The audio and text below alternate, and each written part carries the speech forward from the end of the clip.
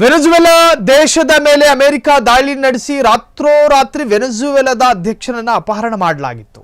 ಈ ಪ್ರಕರಣಕ್ಕೆ ಸಂಬಂಧಪಟ್ಟ ಹಾಗೆ ವೆನೆಜುವೆಲಾ ತೈಲ ರಂಗದ ಮೇಲೆ ಅಮೆರಿಕ ಹಿಡಿತದಿಂದ ಭಾರತಕ್ಕೆ ಲಾಭ ಆಗಲಿದೆ. ಭಾರತೀಯ ಕಂಪನಿಗಳಿಂದ ಕಚ್ಚಾ ತೈಲ ಉತ್ಪಾದನೆ ಪುನರಾರಂಭ ಸಾಧ್ಯತೆ. ಮಡುರೋ ಸರ್ಕಾರ ಬಾಕಿ ಇರಿಸಿದ್ದ $100 ಕೋಟಿ ಮರುಪಾವತಿ ನಿರೀಕ್ಷೆ. ಮಡುರೋ ಪದಚ್ಯುತಿ ಬಳಿಕ ಆ ದೇಶದ ತೈಲ ವಲಯದ ಮೇಲೆ ಅಮೆರಿಕ ನಿಯಂತ್ರಣ ಸಾಧ್ಯತೆ. ಆರ್ಥಿಕ ಕ್ಷೇತ್ರದಲ್ಲಿ ಭಾರತಕ್ಕೂ ಲಾಭ ತಂದುಕೊಡಲಿದೆ.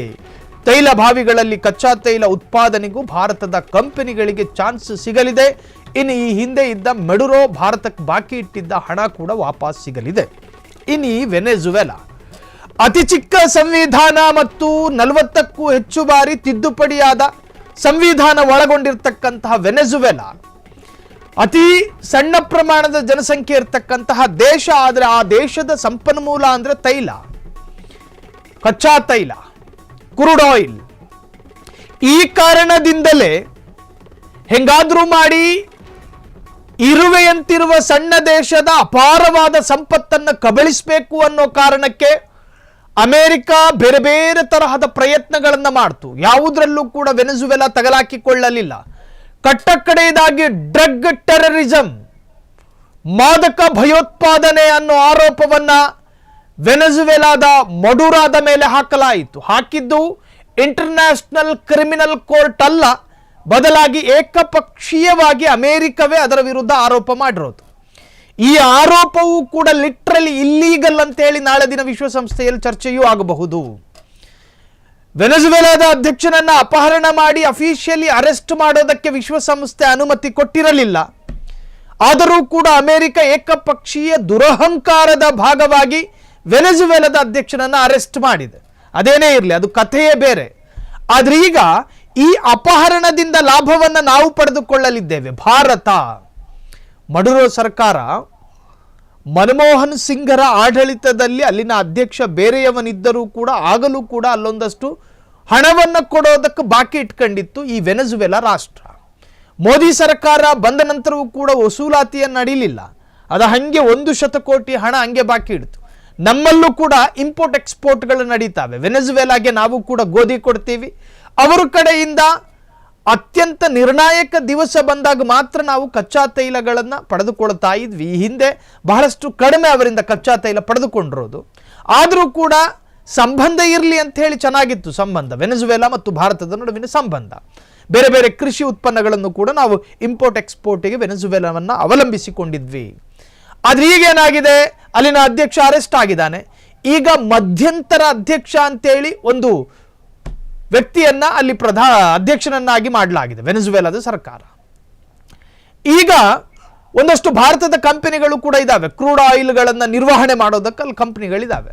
ಆ ಕಂಪನಿಗಳು ಇಷ್ಟೂ ದಿನ ತಿಂಗಳಿಗೆ 2-3 ಕೆಲಸಗಳಿತ್ತು, ಆದರೆ ಖಾಲಿ ಕೂತ್ಕೊಂಡಿತ್ತು. ಈಗೇನಾಗಿದೆ, ಅಮೆರಿಕಾದ ನಿಯಂತ್ರಣ ವೆನೆಜುವೆಲಾದಲ್ಲಿ ಇರೋದ್ರಿಂದಾಗಿ ಭಾರತದ ಕಂಪನಿಗಳಿಗೆ ಅಪ್ರೋಚ್ಗಳು ಬಂದಿದ್ದಾವೆ.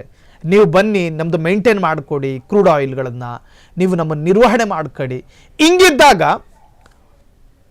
ಆ ಕ್ರೂಡ್ ಆಯಿಲ್ನ ಒಟ್ಟು GDP, ಅದರ ಒಟ್ಟು ಉತ್ಪನ್ನ ಮೌಲ್ಯ ಭಾರತಕ್ಕೂ ಕೂಡ ಫಿನಾನ್ಷಿಯಲಿ ಶಕ್ತಿಯನ್ನು ತುಂಬಬಹುದು.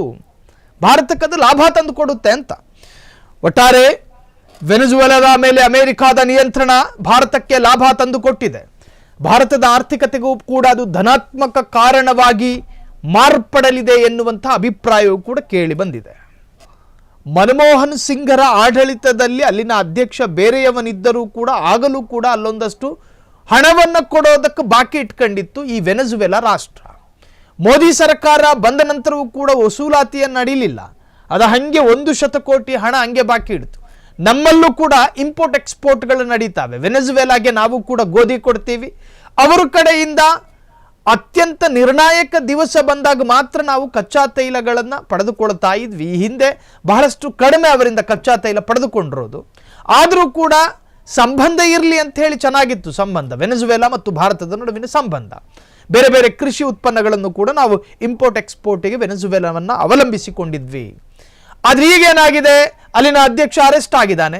ಈಗ ಮಧ್ಯಂತರ ಅಧ್ಯಕ್ಷ ಅಂತೇಳಿ ಒಂದು ವ್ಯಕ್ತಿಯನ್ನ ಅಲ್ಲಿ ಅಧ್ಯಕ್ಷನನ್ನಾಗಿ ಮಾಡಲಾಗಿದೆ ವೆನೆಜುವೆಲಾದ ಸರ್ಕಾರ. ಈಗ ಒಂದಷ್ಟು ಭಾರತದ ಕಂಪನಿಗಳು ಕೂಡ ಇದ್ದಾವೆ, ಕ್ರೂಡ್ ಆಯಿಲ್ಗಳನ್ನು ನಿರ್ವಹಣೆ ಮಾಡೋದಕ್ಕೆ ಅಲ್ಲಿ ಕಂಪನಿಗಳಿದ್ದಾವೆ. ಆ ಕಂಪನಿಗಳು ಇಷ್ಟು ದಿನ ತಿಂಗಳಿಗೆ 2-3 ಕೆಲಸಗಳಿತ್ತು, ಆದರೆ ಖಾಲಿ ಕೂತ್ಕೊಂಡಿತ್ತು. ಈಗೇನಾಗಿದೆ, ಅಮೆರಿಕಾದ ನಿಯಂತ್ರಣ ವೆನೆಜುವೆಲಾದಲ್ಲಿ ಇರೋದ್ರಿಂದಾಗಿ ಭಾರತದ ಕಂಪನಿಗಳಿಗೆ ಅಪ್ರೋಚ್ಗಳು ಬಂದಿದ್ದಾವೆ. ನೀವು ಬನ್ನಿ, ನಮ್ಮದು ಮೇಂಟೈನ್ ಮಾಡಿಕೊಡಿ ಕ್ರೂಡ್ ಆಯಿಲ್ಗಳನ್ನು, ನೀವು ನಮ್ಮನ್ನು ನಿರ್ವಹಣೆ ಮಾಡಿಕೊಡಿ. ಹಿಂಗಿದ್ದಾಗ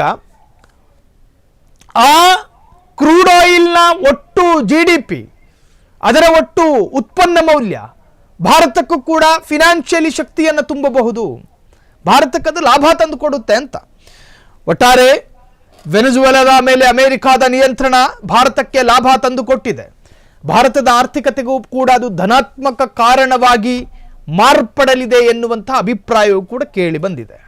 ಕ್ಷಣ ಕ್ಷಣದ ಸುದ್ದಿಗಳಿಗಾಗಿ ಫ್ರೀಡಂ ಟಿವಿ ಸಬ್ಸ್ಕ್ರೈಬ್ ಮಾಡಿ, ಲೈಕ್ ಮಾಡಿ ಹಾಗೂ ಫಾಲೋ ಮಾಡಿ. ಹೊಸ ಸುದ್ದಿಗಳ ನೋಟಿಫಿಕೇಶನ್ಗಾಗಿ ಬೆಲ್ ಐಕಾನ್ ಮೇಲೆ ಕ್ಲಿಕ್ ಮಾಡಿ.